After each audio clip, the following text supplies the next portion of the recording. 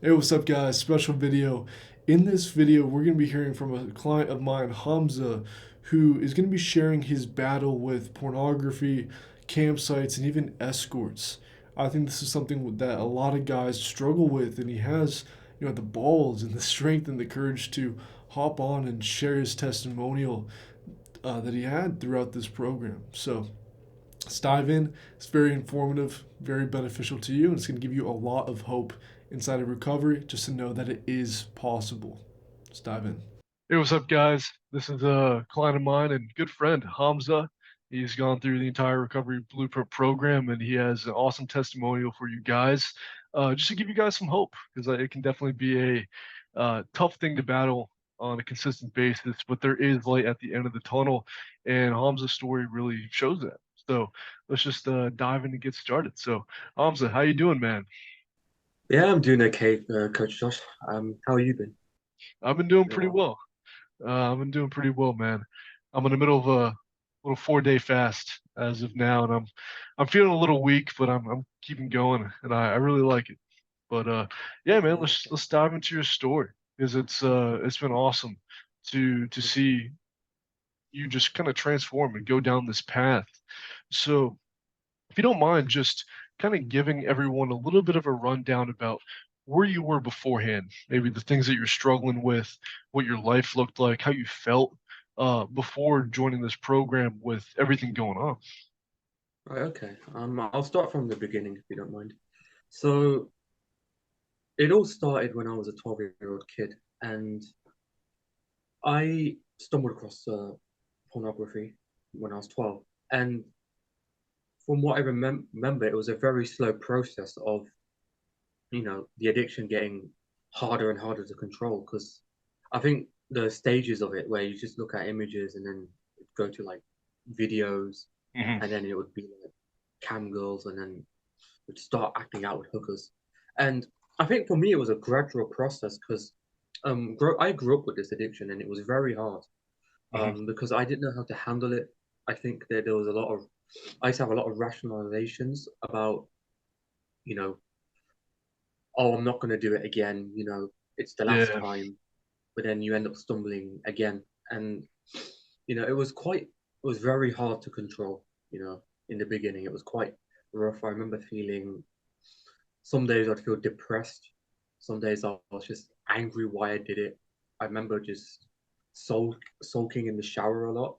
Hmm. And it ripped my confidence, honestly, because I found it very difficult to even speak to the opposite sex at times because I'd always get these images in my head. And, it did affect me a lot growing up. Hmm. And I think what happened over the last 3 years with, because I think there was one incident where I'm trying to remember correctly. I failed an exam in school and I got extorted online because Mm. I was texting who I thought was a hooker, but it turned out to be a scammer. And I think after that incident, it kind of the addiction kind of grew because it took the fear of wanting to act out, and then eventually I started paying candles and I started acting out. Hmm. And then of recent, I just thought I just need help. I needed help because I couldn't carry on as I was going down this path. I couldn't carry on because I knew there's going to be a point in my life where if I'm going to be in my 30s doing this, and and as someone who's trying to be an entrepreneur, like I want to make it big. Hmm. And if I have this addiction while I'm trying to do that, that's going to be really costly. Right. So what ended up happening was I rem- I think I remember the first time when I did it.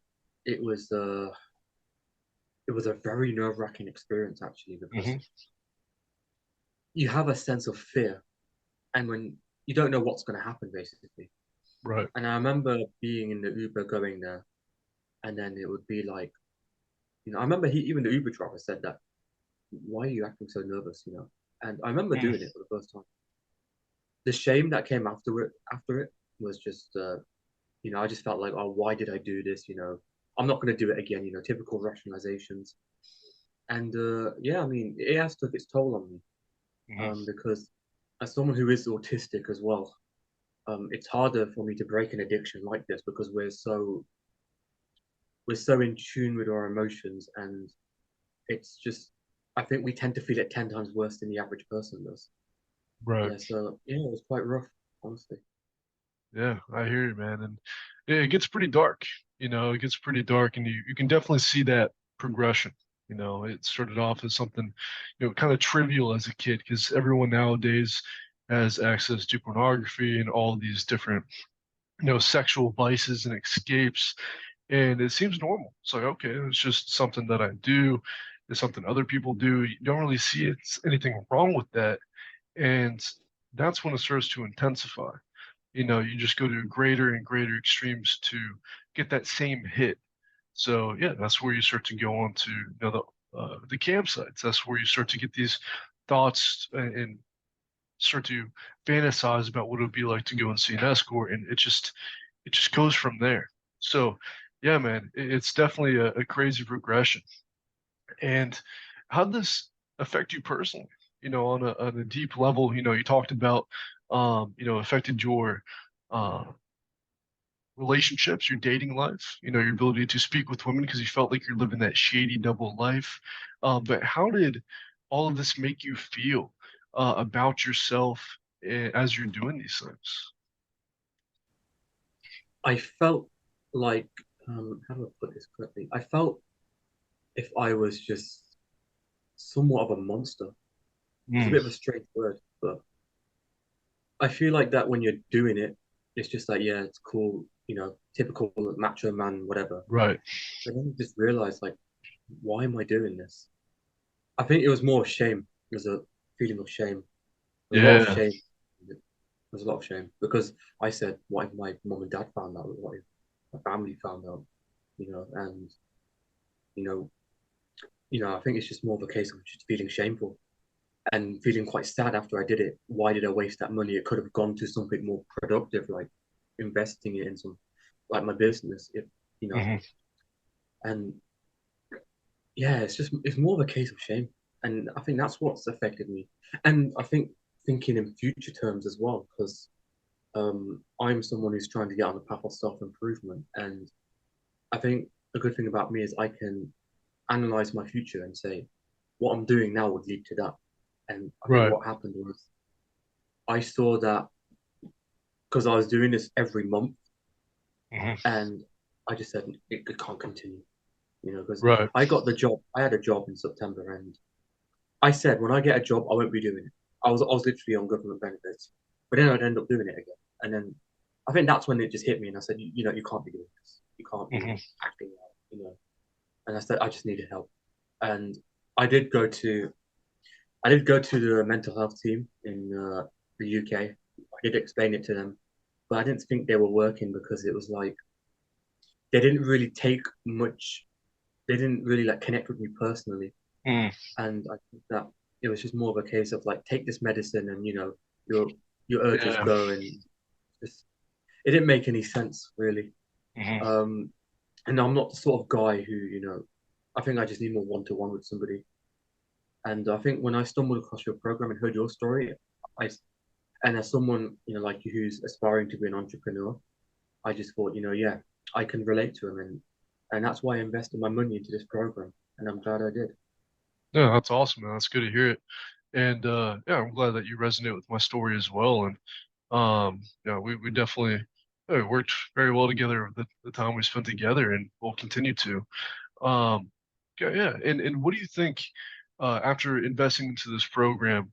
What do you think was very helpful to you?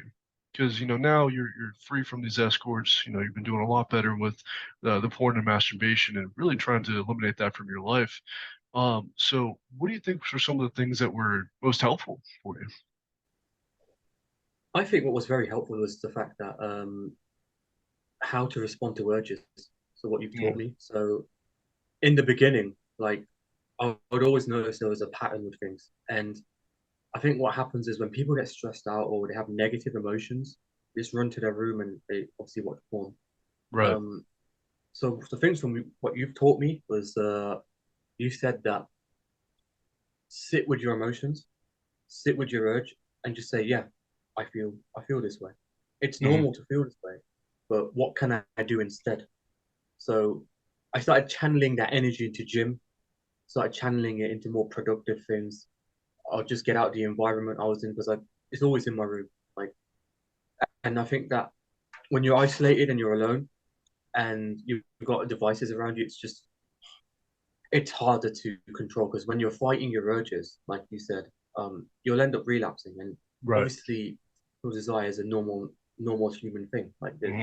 I don't think people should be ashamed of it. Like, we are born with this desire, but it's what we do with it. Like, we can use it to be more productive and actually talk to women like outside Hmm. instead of bottling it all up and then just relapsing. And I think I found self talk helpful as well because when I was talking to myself, I felt more aware, Yeah. whereas compared to before. Whereas before, I'd just be like, okay, yeah, I'm doing it like now, Hmm. and Yeah. I'd just be like afterwards, like, what have I done? Like, what was the point of this? And Hmm. and it was a process. I think, like we said, it was a really big process because I knew, like, when I first started, it wasn't going to be like this whole go on a 30-day streak and then you're going to relapse again or something like that.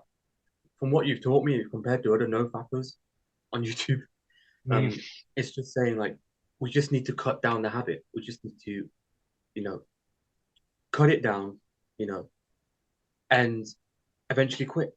And that's how we make progress. And I think people don't realize that because, especially with the NoFap YouTube community nowadays, and probably on Reddit as well, they're always saying that go on this streak and, but I've done that before.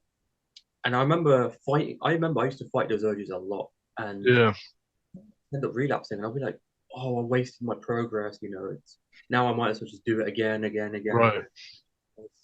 When obviously when I invested my money with you, we you didn't shame me for relapsing. You just said, what can we learn from this? Hmm. What did you notice in your pattern behavior? And I think that was something I found helpful because I'm someone that can pick up on patterns, and that was something I found helpful. Yeah, 100%, man. Um, I think that was really the biggest things was just handling those urges and yeah, picking up on those patterns because that is a big thing that I see all the time with guys. And it's like there's two types of guys. There's guys that learn from their relapses, and there are guys that dwell on it and have it affect them and have it build up all that shame and guilt and regret, and then it causes them to have another relapse. That's pretty much what your story is like early on before you joined. You did something that you know you shouldn't have done, and it led you to go and do it again. But when you realize that it's not about all the days, like a streak is awesome. Don't get me wrong. We want to achieve freedom. We want to be able to go 30, 60, 90 days clean and continue that. But it's also about momentum. It's more than that. And it's just about building that and learning from those mistakes. A relapse isn't necessarily a setback. It's just a opportunity to learn something new to be able to improve. And you're able to take that concept and run with it. And I commend that because it is difficult to do early on when you're feeling a relapse change with for you, it was like the pornography. You would go and relapse with pornography and it made you feel shameful and guilty. And that was a pattern for you to go and relapse with an escort down the line. So when you're able to learn about, okay, why did I get that urge? What am I really looking for right now? Obviously, I want to have that sexual escape, but you know, why did I want to go and act out, right? And really understanding what that was huge for you. And I think that Yeah, that clarity on that situation allows you to take proper action on use some of the strategies that we recommend. So, yeah, that's awesome. yeah, And yeah. as you've been clean and you've been on this recovery journey, what are some of the benefits that you've been experiencing? What does your life look like now as you're a man that's free from these vices? I think I've become more productive. Hmm. I feel like I'm more structured. I don't fear things as much as I used to, and I'm not as hard on myself now. Like, if I relapse on porn, then I just say, what can I do? What have I learned from it? What can I Hmm. do to prevent it from next time happening? And that was that was one thing I picked up on. It's just I feel more confident, and it's slowly growing. I'm talking to girls as well, Yeah, and it's just it's kind of like a slow sort of medium process, but it's getting there. And I think as long as I'm just carrying on making progress, that's all that matters. 100%, man. You've made significant progress on this journey, being that it was, relapsing with porn and masturbation very consistently and having that be a catalyst to go and pay for a hooker to, getting rid of the hookers and, making significant progress on the porn and masturbation and having a system in place to continue to refine that process and make it better and better and better to stay clean. And it Yeah. seems like now you just have clarity on what to do and how to actually stay clean and develop that progress over time. So that's great, man. And Yeah. what would you say to someone who's on the fence of reaching out and getting some help on this issue? Invest your money 100% because you can't fight this alone. That's the number one thing that people don't realize is that with addictions, you can't combat them alone. You're going to need someone to help you. And I think that's with everything, to be honest. And obviously, because like I said, I aspire to be an entrepreneur. So I've read books that have that sort of business mindset, and even they've said people learn from mentors. People learn from someone that's a higher skill than they are, and you know, so obviously that's what catched my eye, and that's what I'd say to someone: invest your money into this, and just take it one day at a time, and you'll make it 100%. And you just have to believe in yourself and not put Yeah. yourself down. You have to be your own best friend as well. And I Mhm. think that's something you'll learn here as well. That's one thing I'd say. Yeah, awesome, man. And I'm glad you had that hope, man. Because you have Yeah, these ambitions, and you're taking action. You're actively yeah, working on the better life that you want, and you have that hope now, and you have that clarity on what to do. So that's awesome, man. I'm glad everything's looking up for you, and you're feeling pretty good about it. yeah. So cool, dude. I don't want to take too much of your time, so I think that was pretty good. And yeah, any final thoughts for the viewers out there? You can defeat this. It's not going to be there forever. You just have to believe, like I said. Because with my story, I always knew, when I used to see a hooker, it would always be me watching porn first, and then I'm back out. It's just, you got to identify the patterns, and you have to learn from someone higher than you who's actually actively trying to help people quit this. And you know, in in order to live to your full potential, yeah, you would have. That's the first step. You have to like quit pornography and all these devices, and you have to realize that your sexual desire is not a bad thing. It's a normal human desire, but it's what we do with it.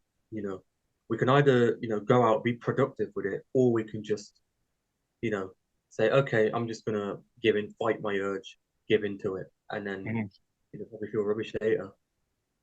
That's what I'd say. That's what I'd say. I think, like I said, learn from someone that's higher, like Coach Josh, and you'll develop the skills. You'll know what to do, and you will find the value of it. Because I think people tend to worry about, oh, what if I, invest my money if it doesn't, work out, if I'm getting scammed and stuff. But I think the way you have to see it is, it's the value of the program. That's how you should see it. So you have to see like, what value is this guy going to give me? And that's what I saw. And I thought, you know what, this guy can help me, and I'm glad I did 100% because if I didn't invest my money, then I would have just carried on seeing hookers every month, and that would have been very catastrophic for me. And yeah, I mean, that's what I'd say to all the viewers. Yeah, good insight, man. I appreciate, taking the time and hopping on. Yeah, It's definitely something that some people are reluctant to do to, share their stories. And I appreciate it, man. It's a very brave and courageous thing to share a testimonial like this and yeah, actually provide value to people who are, watching this and wondering if they can even quit themselves. So that's awesome, man. I appreciate it. And yeah. Um, I think this is good, man. So we'll close it here. yeah. All right.